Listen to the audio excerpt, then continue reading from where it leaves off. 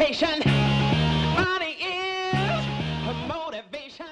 Buenas noches, muchas gracias por venir, muchas gracias a PalermoValley por recibirnos, al Centro Metropolitano de Diseño y a Enrique por recibirnos también. Voy a empezar haciendo las preguntas en español, después la voy a hacer en inglés y las traduzco.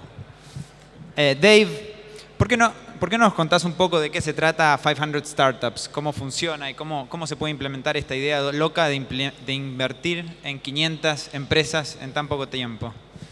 Dave, why don't you tell us about 500 Startups? How can you implement this crazy idea of investing in 500 startups in such a short period of time? 500. Well, we're only going to do 200 in the first fund, but we've actually made 125 investments so far, 125 companies. So the model is a little different. We like to make lots of small bets, really before the companies have gotten very far along. And we know that we're going to be wrong on some of those, probably more than half of those, in fact.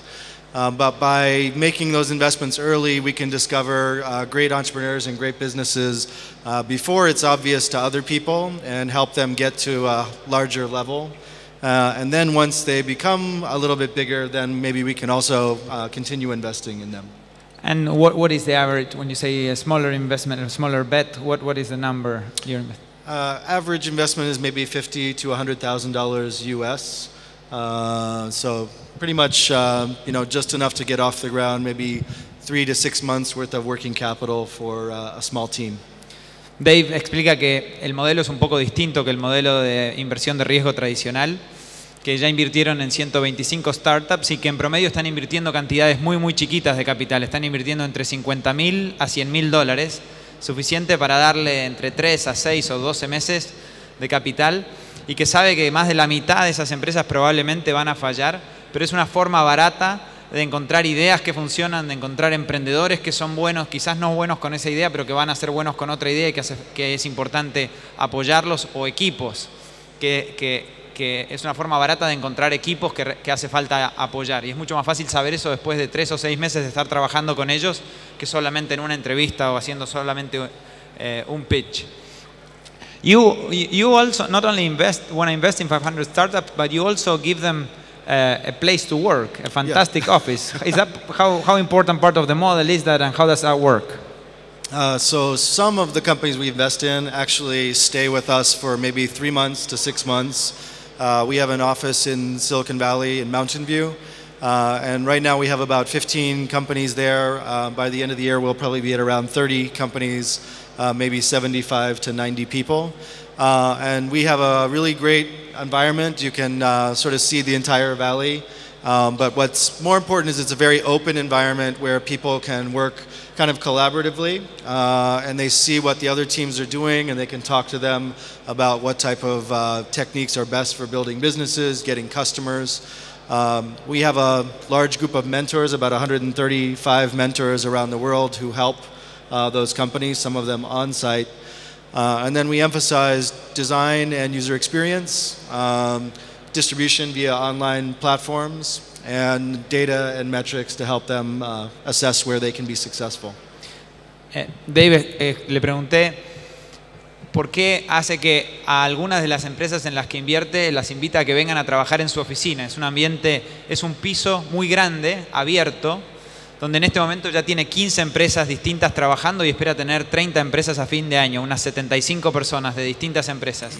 Y en ese piso pueden ver casi todas las industrias de Silicon Valley representadas, y se genera una forma de trabajar muy colaborativa, de intercambio de ideas, intercambio de mejores prácticas, no solo tecnológicas, sino mejores prácticas de cómo crecer una compañía. Es una parte muy interesante y distinta del modelo de cómo está invirtiendo Dave. Y ahora le quiero preguntar que nos explique qué es el concepto de Product Market Fit y por qué es importante. Would you explain to us what you mean when you say product market fit, and why is that important? What does it mean for a company when they reach that? So product market fit is when your customers think your product doesn't suck. Basically, it's when a lot of times entrepreneurs are developing products, and many times they don't interview or talk to their customers as much as they should. And so a lot of times you have this challenge where you're trying to discover what your product is, you're trying to discover what the customer is, and those two things don't really fit. But then if you sort of work with those and you gradually get them to come together, you know, then the product actually meets a need that the customer has. The customer hopefully likes the product and maybe even pays for it. And then really the test that we think is that either they come back and use it more often and hopefully even tell other people. So when your customers tell other people about your product, you've probably got product market fit. But it also depends on what the available competitive alternatives are too. Sometimes you can have a really crappy product and still have product market fit if there's not very much competition. Otherwise, if there's a lot of competition, you maybe have to be really amazing to get to product market fit. Dave dice que uno sabe que product market fit es cuando tu producto no es una mierda, cuando le gusta a los clientes. Y que este es un ejercicio de hacer que cuando empezamos con un producto que lo pensamos con un equipo pero sin probar el mercado, lo vamos ajustando de a poco. Creemos que sabemos, este es nuestro producto y este es el consumidor, y creemos que sabemos cuál es la necesidad del consumidor que va a cubrir, pero al principio normalmente no la cubre. Entonces tenemos que hacer cambios en esto hasta que llegamos a encontrar que realmente cubre una necesidad del consumidor. Hay que hacer una prueba, ver qué le gusta al consumidor y qué no, cambiarlo, hacer otra prueba. Y en este proceso de hacer pruebas llega un momento en el que nos podemos dar cuenta que el producto ya está a una altura en la que al consumidor le gusta. Y eso probablemente es cuando el consumidor está dispuesto a pagar por el producto, cuando el consumidor lo recomienda a otras personas, pero cuando te das cuenta que el producto es útil para el consumidor. Y esto es lo que Dave está haciendo, invirtiendo pocas cantidades de capital con empresas que puedan muy eficientemente llegar lo más cerca de eso posible, para que sea mucho más eficiente invertir cantidades más grandes, pero ya sabiendo que tienen un buen product market fit.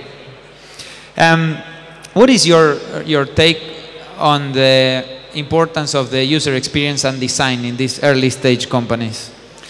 Yeah, so we like to think about the perfect startup team as the hustler, hacker, and designer. And that designer role is becoming more and more important, particularly for consumer products, products that are sold across the web. So a lot of times we think about these amazing Silicon Valley companies being founded by engineers, and that's very true. In many cases they are. But there's also companies like Apple, where Steve Jobs plays sort of a product management and design role in many ways. And so for a lot of companies that we're starting to work with, we not only want to have an engineer, we also want to have someone who's working on visual experience or product design. And then even in addition to design, we might want someone working on online marketing and distribution. But I think you're seeing now, like a company that I worked with, Mint.com, I helped do some consulting and was an investor there. There were many other products that also were doing personal finance, but because they had a really great design sensibility, you got a much different feeling about the product. And so it wasn't just the engineering of the product that made the company successful. A lot of it was the experience the user felt as a result of the layout, the language, and the overall experience they had. Okay.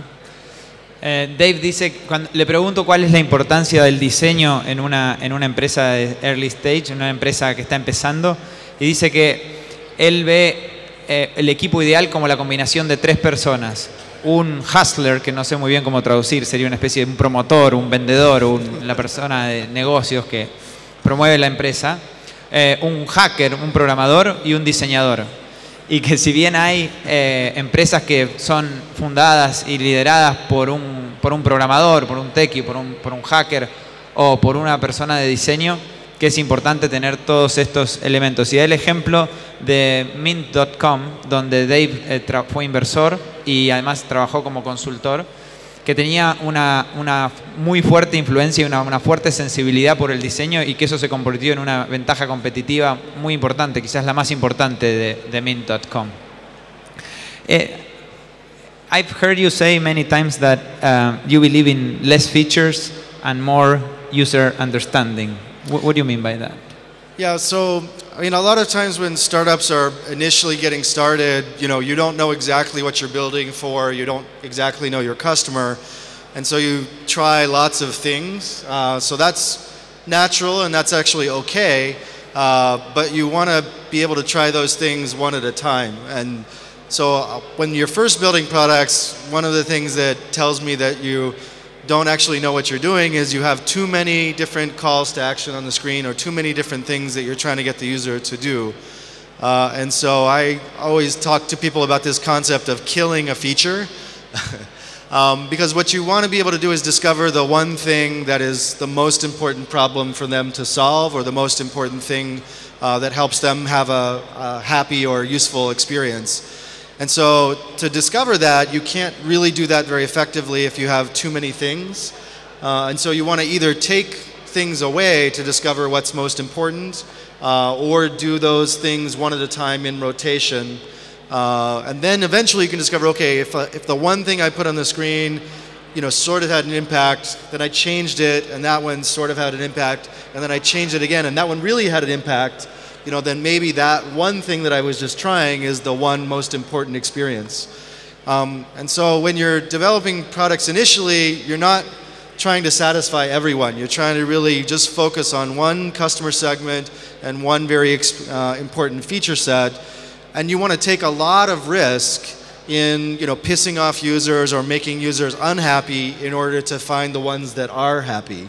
And then once you discover that one thing that's most important, then you try and get that thing to bloom and blossom and expand the audiences. But until you found that one thing, really killing everything that's not important and getting to the one thing that is most important for your customers is probably the primary goal. Le pregunté a Dave que si podía explicar un poco una idea que lo había escuchado decir muchas veces, que él prefiere menos features, menos, no sé cómo se dice features en español, en el producto, y mucho más entendimiento del consumidor. Y Dave explica que él cree que una forma de ver que una empresa no está haciendo las cosas bien es ver un producto que tiene demasiados features, que cuando lo empezás a usar como consumidor, como usuario, ves demasiadas opciones. Y que él prefiere que la mejor práctica es matar la mayor cantidad de features posibles, enfocarse en las que pueden ser importantes, o probar muchos features pero de uno a la vez y ver qué impacto tienen, para ver cómo reaccionan los consumidores a cada uno y para poder enfocarnos en el que realmente vale la pena. Cuando uno ve una compañía que está poniendo demasiados features todos al mismo tiempo, es un síntoma de que algo está funcionando mal.